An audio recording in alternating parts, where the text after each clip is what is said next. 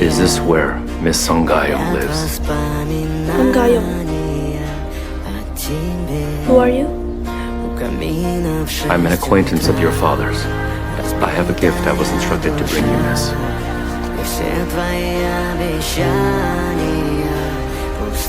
I'll pretend my dad doesn't exist and he can forget about me too. Mr. Seong Gi-hun has passed away.